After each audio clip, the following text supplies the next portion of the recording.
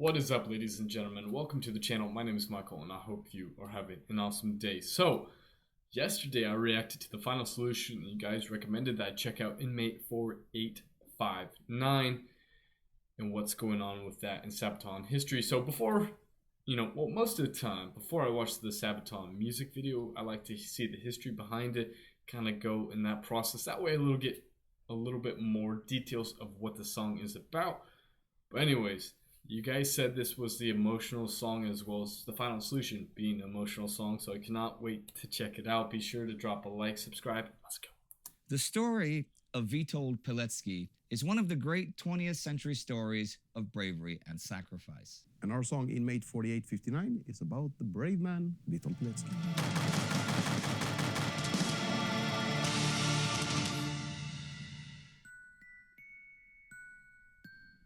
The build-up music. Oh! Oh! Oh my goodness.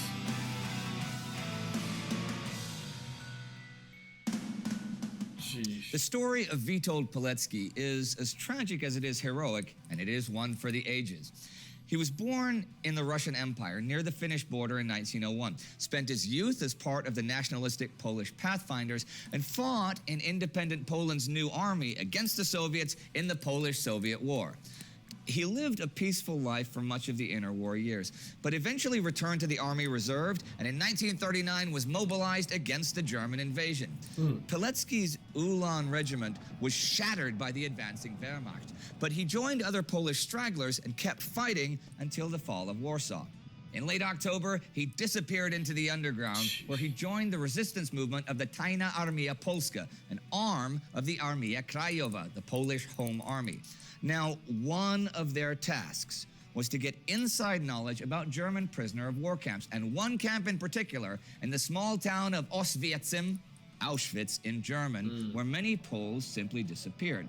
It was suspected that they were sent to Germany as forced labor, but no one knew for sure. Pilecki came up with a dangerous plan. He would personally infiltrate Auschwitz, uncover the truth, and organize resistance in the camp. Wow. On September 19th, 1940, using the alias Tomasz Serafiński, he intentionally walked into a German security sweep on the streets of Warsaw. SS men seized him, and the next day he was herded alongside other Poles into trucks at the Warsaw train station.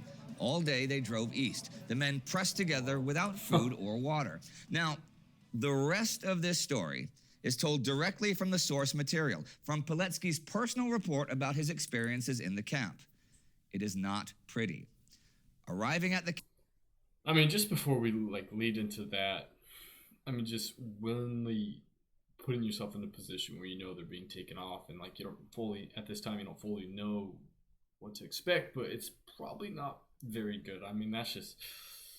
We're 2 minutes in. Camp. Ooh. Pilecki and the crowd of men were driven forward by brutal beatings from the guards. Some men were pulled out of the group at random, unprovoked, and shot in the head to break any thoughts of resistance. Accompanied by the laughter of the guards, they were then pushed on past the barbed wire and towards the parade ground, where a group of men in striped clothes was waiting for them. These men jumped the newcomers with fists and clubs. Some were actually beaten to death. The men in the striped clothes then asked them questions about their backgrounds and their jobs. And those who said academics or doctors were knocked to the ground. With boots kicking against their heads, their murderers proclaimed that this is the concentration camp Auschwitz, my good man. Wow. His head shaved, Pilecki hurried out of the bathhouse, though a guardsman knocked out 2 of his front teeth because he did not hold the sign with his prison number between them. From now on, Pilecki was neither himself nor Tomasz, but a number, prisoner 4859. In his paper-thin, blue and white striped uniform and a pair of ill-fitting wooden shoes, he found himself once again on the parade ground. There, he encountered the murderous men again. They were called kapos, prisoner functionaries.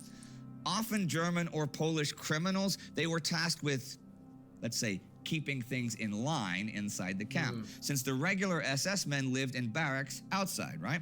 Most of the capos were violent sadists who enjoyed brutally beating and torturing the helpless prisoners, wearing yellow armbands with the...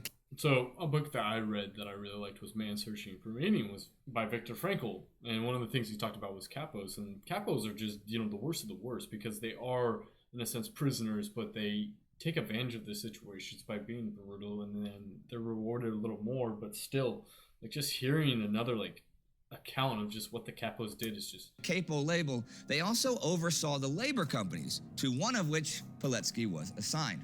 In that labor company, it became clear that Auschwitz aimed to first exterminate the Polish intelligentsia. Prisoners with academic backgrounds who were not used to demanding physical work, or who lacked the experience or the dexterity to work in the quarries, were mercilessly beaten to death by the capos. Being too exhausted to lift another brick or to push a wheelbarrow was also a death sentence. Every evening, fewer people returned to the main camp. Every walk to the latrines, every trip to the bathhouse was accompanied by beatings and harassment. Those who came late to morning parade or tried to hide away were hunted down, dragged to the parade ground, and either hanged or shot in front of the others. Many tried to kill themselves, usually early in the morning before the day of torture began.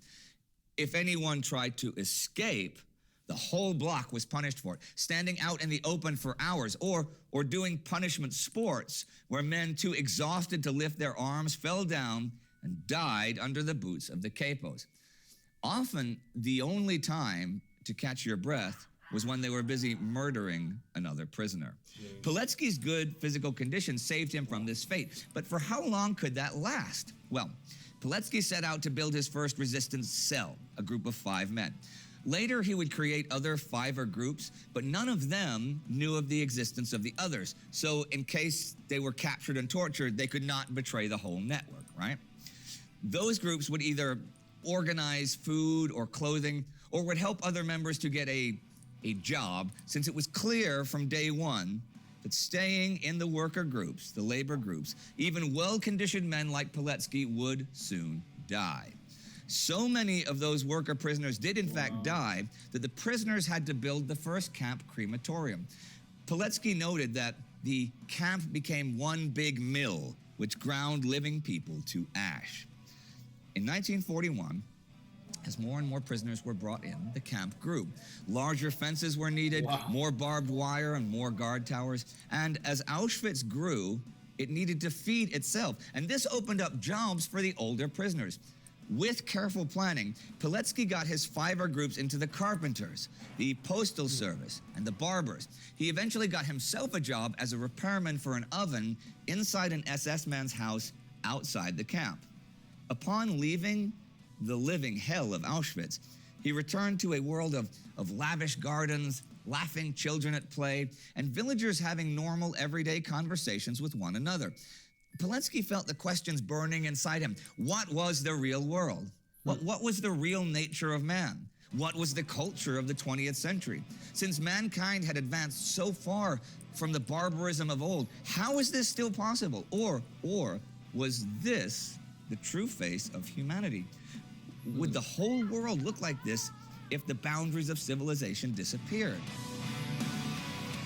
I mean, that's a super loaded question, but it brings a lot of weight to what he's saying. Is, you know, what separates us from the animals is laws, and like we're seeing the brutal, barbaric behavior going on. And you know, one of the things I really do enjoy about the Sabaton is the fact that they are historically based, that they're producing music based off history. You know, so history is, you know, in a sense lives on, and it's also learned in a fun way, in a rock and roll type of way with good music involved. But I mean, some of these stories are, you know, I can't even imagine writing a song about, you know, but to hear these individual accounts and to read it, like, it is important. These, you know, we learn about this ideally so it doesn't happen again, so we don't repeat these things, you know. But we as human beings, you know, are very cycle driven, and we're seeing it repeated and repeated and repeated. So I mean, it's just crazy. It's just crazy to hear stories like this.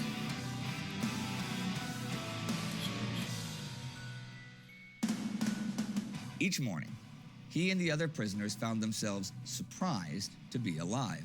Their bodies thin to the bone, black and blue from the daily beatings, riddled with lice and fleas, living on a starvation diet. Only his daily mantra, "You're not giving up," helped Pilecki keep on and try to inspire others to do the same. Survival was only possible through friendship and mutual help. Loners died quick. Now, up until May 1941, it was possible for ordinary Poles to be released from Auschwitz, mostly by their families paying enormous sums to the Germans. Those released prisoners smuggled Pilecki's notes to the Armia Krajowa, but when the war between Germany and the Soviet Union began, this stopped. Instead, new groups began arriving to the camp.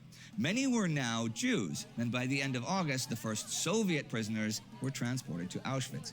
Pilecki reports that one day, 700 officers were tightly packed into a room all day, till finally a group of German soldiers with gas masks on threw gas containers inside. Wow. This was the first act of gassing people with hydrogen cyanide at Auschwitz, according to Pilecki. Soon after, though, on his way to work, he passed groups of naked Soviet prisoners waiting to be led into the crematorium, where they were gassed and burned. Sheesh. The capos were often brutal savages, but the bestiality of some of the SS guards was even worse. Pilecki tells of guard dogs trained to go for the throats of prisoners, the torture of smashing testicles with a hammer, Wow. and many stories far too nightmarish to tell here. Now with his cells set up in important positions all over the camp, Pilecki was ready to start a revolt, but he needed help from the outside to be successful. The prisoners were thirsty for revenge, and they were ready for anything since they did not fear death after all they had endured. But even had they managed to overwhelm the guards and take the camp, they would not be able to hold it for long. Pilecki believed that the Armia Krajowa had received at least one of his messages. He had urged them to stage an attack or send in paratroopers from the Free Polish Army over in Britain or drop a crate of arms onto them or something. But so far, nothing. Without help from the outside, Pilecki's third Christmas in Auschwitz came and went. Wow. And Auschwitz was now changing. There was no longer collective punishment, no outright murder, or even everyday brutality, or at least it was toned down. See, Auschwitz became a factory which would now systematically murder its prisoners instead of individualistic random killing. Not with the batons of the capos, but with phenol and gas. There were 3 crematoriums working simultaneously, able to burn corpses within minutes. By April 1943, more and more of the surviving Poles were sent out of Auschwitz to make room for Jewish prisoners from all over Europe and the Soviet Union. This meant the end of Pilecki's network, as its members were sent to other camps. So after 2 years and 7 months of surviving in Auschwitz, Pilecki decided it was time to break out, since an uprising was no longer possible. Can you imagine willingly putting yourself in a situation to endure this and basically going in blind and not knowing? Like, I can't even imagine, 2 years and 7 months. Like, that's just obscene. That's so much time. And it's so awesome, and before hearing this, before you guys commented about this in the song and me looking up this Sabaton history, I never heard this story before. And obviously there's a lot in history that, escapes through the cracks. And I really enjoy history and I enjoy rock and roll, and Sabaton combines the two for me. But that being said, like, these are stories that I never heard about growing up, but this man is describing so much of what actually transpired, so we have a better understanding of like what went on and why it should never happen ever again.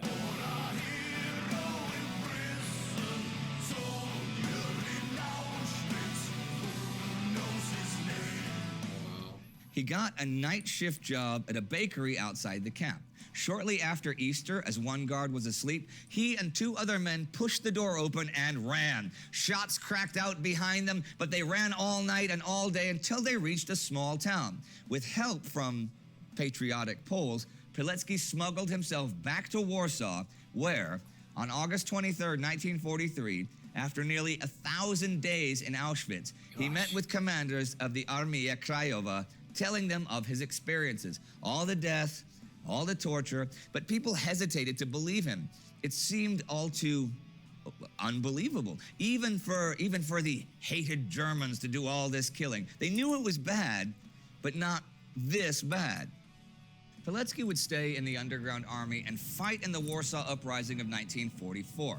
He was later interned in prisoner of war camps, and after liberation in 1945, was assigned to the Second Corps of the Polish Army in Italy, where he turned in his report about Auschwitz to the British. For Pilecki, Auschwitz was the symbol of the Polish struggle for existence. He himself could never go back to a normal civilian life after experiencing what you've just heard. Yeah. He maintained contact with the underground resistance, now against the Soviet Union, after the war, and indeed returned to Poland in late 1945 to report on the Soviet occupation. He lived and worked undercover, but on May the 8th, 1947, the Ministry of Public Security captured him. He was tortured and dragged before a kangaroo court and accused of many things, including espionage and planning an armed uprising. The sentence was death. Oh my. On May 25th, 1948, in the Mokotów prison in Warsaw, Witold Pilecki was executed. His final resting place remains unknown. In 1990, Pilecki and others from that show trial were rehabilitated, and today he is celebrated, and with good reason, as a Polish patriot and a hero. Buffer, right? Now, we cannot even imagine what he went through and what courage it must have taken to do so.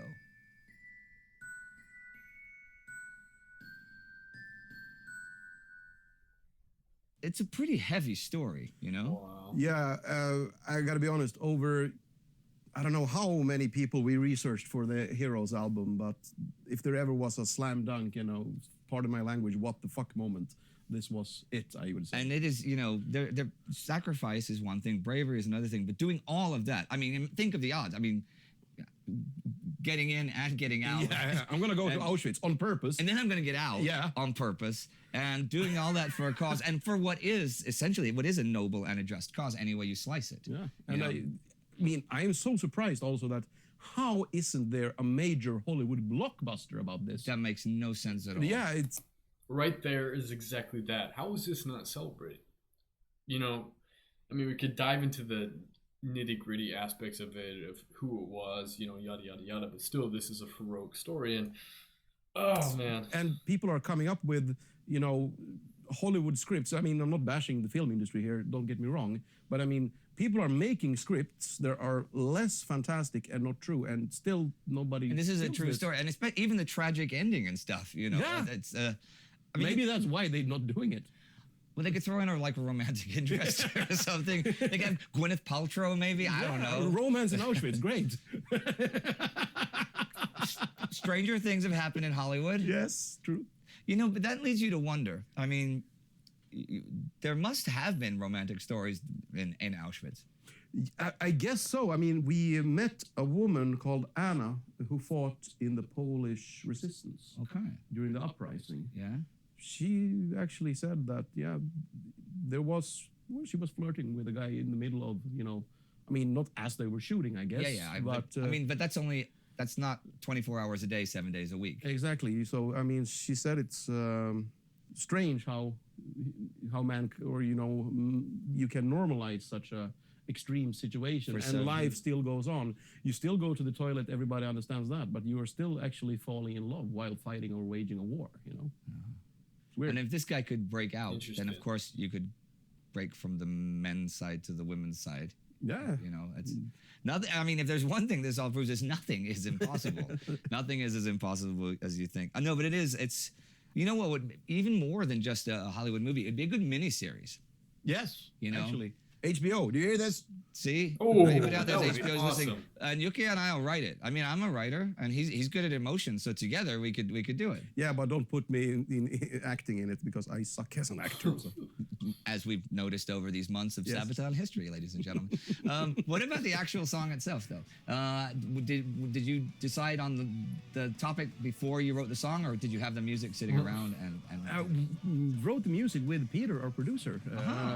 The first time we wrote a song together, and him, coming from, Lindemann, Pain, Hypocrisy, those bands, and the harder side of things, it became a bit of a harder and very, very dark song. So as we were writing that song, I realized that this is the song, because obviously, even though it's a very, very, you know, we're singing about a very courageous man, it would not have made sense at all to have a, you know, proud, uplifting song for the subject. You know? Especially, I wonder what he was like as a person, like personality-wise, because you don't, I mean, from the story you can see, okay, he's got a lot of dedication, but you meet someone on the street, you don't know if they're a dedicated type person or not. No. So it would be really interesting. Well, that's your homework, guys, to go and put the...